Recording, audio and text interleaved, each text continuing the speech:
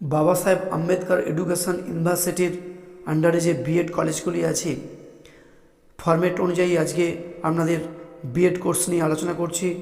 তার আগে বলি, আমার বিএডের semester 1, semester 2, semester 3, semester 4 practicum বই আছে।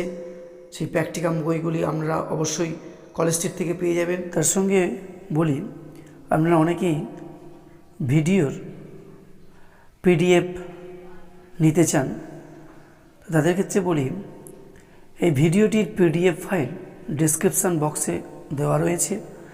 পিডিএফ ফাইলটির পাসওয়ার্ড ভিডিওর মধ্যে রয়েছে, আপনারা ভিডিওটি দেখুন। বিএডের আজকে একটি লার্নিং ডিজাইন নিয়ে আলোচনা করছি, শিক্ষাবিজ্ঞান বিষয়ের।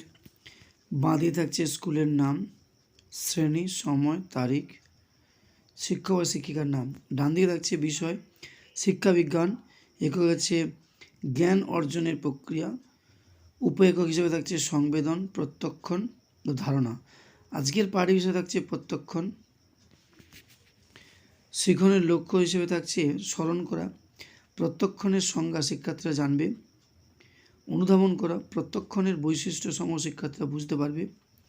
প্রয়োগ করা, প্রত্যক্ষণে প্রভাব বিস্তারকারী উপাদান শিক্ষার্থীরা ব্যাখ্যা করতে পারবে।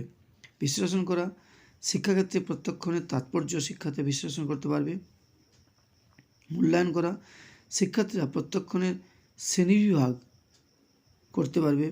সৃজন করা, প্রত্যক্ষণ বস্তুর অস্তিত্বের চেতনা শিক্ষার্থীরা তা অনুমান করতে পারবে। পাঠের প্রেক্ষিতে শিক্ষার্থীর বিশ্লেষণ, কয়েকটি প্রশ্ন থাকবে, প্রত্যক্ষণের উপাদান কয় প্রকার।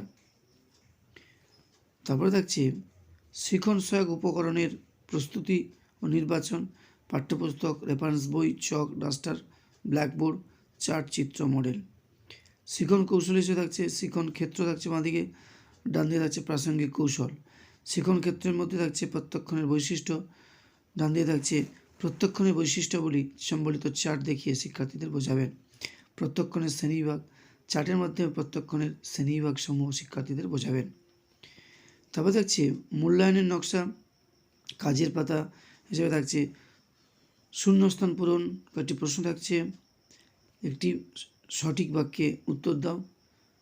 প্রশ্ন থাকছে যেমন প্রত্যক্ষণ কিসের দ্বারা প্রভাবিত। আজকে লার্নিং ডিজাইন এখানেই সমাপ্ত করলাম।